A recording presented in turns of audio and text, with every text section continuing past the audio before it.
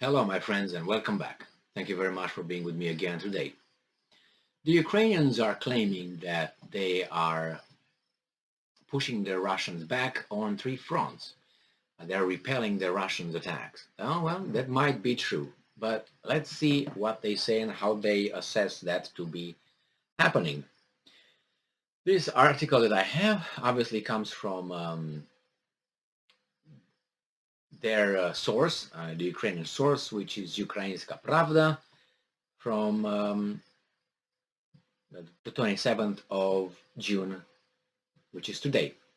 Ukrainian armed forces force Russians to retreat on three fronts. Three fronts. General Staff report. Okay, let's see. Ukrainian defenders have repelled assaults and halted the Russian advance near Marinka as well as on Bakhmut and Donetsk fronts. General Staff of the Armed Forces of Ukraine information as of 6 o'clock a.m. on 27th of June. So let's go and see what they say here. So let's start with the Donetsk front and see what they say happened over there, right? Donetsk front. On the Donetsk front, with the support of artillery, the Russians are attempting to blockade the town of Lishansk from the south. They are firing at civilian and military infrastructure in the area of Lishansk, Vovcherivka, Lokushtivka, and Verkhonomakainka. Oh my God. Russian attack aircraft carrier carried out an airstrike near the town of Lishansk. Fighting continues near Vovchoyarivka, near the other two, Verkhnokamianka. Ukrainian defense forces inflicted significant losses on Russian troops and forced them to retreat. Okay, and then we got to Bakhmut front. On the Bakhmut front, Russian forces fired at Ukrainian positions with mortars, guns, and rocket artillery in the area near Spirne, Berestove, Bilohorivka, Klinove, and Zaitseve. An airstrike was reported near Potrovske. Our soldiers detected and disabled sabotage and reconnaissance groups near Spirne and Yakovlivka, and also repulsed an assault towards Klinove. The Russian offensive in the area near the settlements of Berestove and Varsinya has been stopped. The Russians have retreated. They are establishing new positions, including roadblocks in the Mykolaiivka area.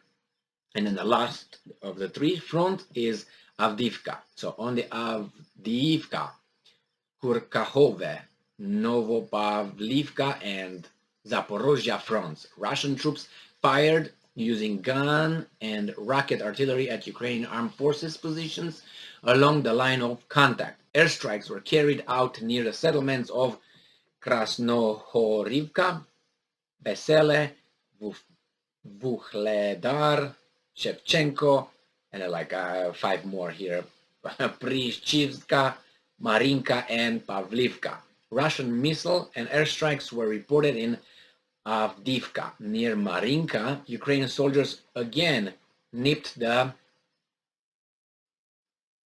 Russians' attempt to advance in the bud. Well, this is according to Ukrainian forces. The Russian forces were repelled. They regrouped, retreated, according to them. This 3 out of how many fronts are over there. Nevertheless, why am I reading this? So we can look on the map and see how far west these villages, towns, cities they are. And then maybe in 2 days or 3 days, look again when they mention other fights and other retreats from the Russian army, if they moved east, so they were pushed back, or they moved west. And therefore you can easily figure out that, yes, it's like this. So this team and this team, they're like here. So these guys come, these guys stop them here, and then they go like this. So slowly it goes west. Sometimes you have setbacks, but still the trajectory is west. But nevertheless, As I said, I don't think this is something very meaningful. And I'm saying the reason why I'm saying this is because of the statements coming from President Zelensky and the G7 leaders, which they urge to do something now because it's a critical moment. That's what I say in a fight, in a war. A critical moment has been, I think, for the past 2 weeks. And then Zelensky just stated in front of the G7 leaders that he wants the war to be over by winter, before the winter sets in, obviously, because he knows he's going to lose support from certain countries in the West. But I don't know how the West could help him, like what? Like push all the Russians back? What would be the consequences? Nevertheless, I think by the statements of some, as I said, of some leaders, including Zelensky, and the things are going in a free fall, in not free fall, but more accelerated than before. And I think it is a situation here that needs their attention. Let's put it mildly. Yes, they fight back. Yes, they win certain battles. Will they be not willing, able to win the war? I do not think so. But what could be the end game in this? What could Russians hope to achieve? Their 4 points. They, let's say, did the first one, right, to liberate those, Luhansk, Donetsk, Donbass, that almost liberated 90-some%, right? Okay, if you want to call it. They're gonna have elections on September 11. That's what they said for those, and they want to have, to be annexed by Russia, or join Russia, however we want to put it. They will have referendums over there, or referenda, and go from there. Now, denazification, demilitarization, and NATO, no NATO alliance in Ukraine. I don't know how the Russians will achieve that. I have no idea. But probably when Western countries will just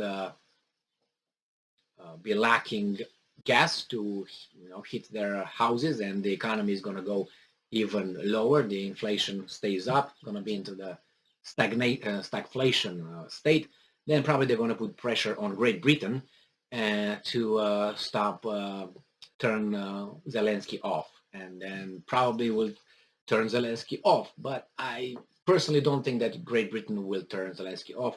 Great Britain will go all the way with Zelensky. Even if Germany, France, and Italy will say, we're done, we need it, we have to do something else, they will not budge, and they will not say, okay, yeah, under your pressure. No, because I think it goes deeper than just Zelensky. I mean, and this Ukraine. Ukraine is just used now to hit Russia and get Russia, as I always say, and I will continue to say it, to the Russia of 1991 to 1999. That's the Russia they want to deal with, which was a lady of the night Russia, a whore used by big Western countries.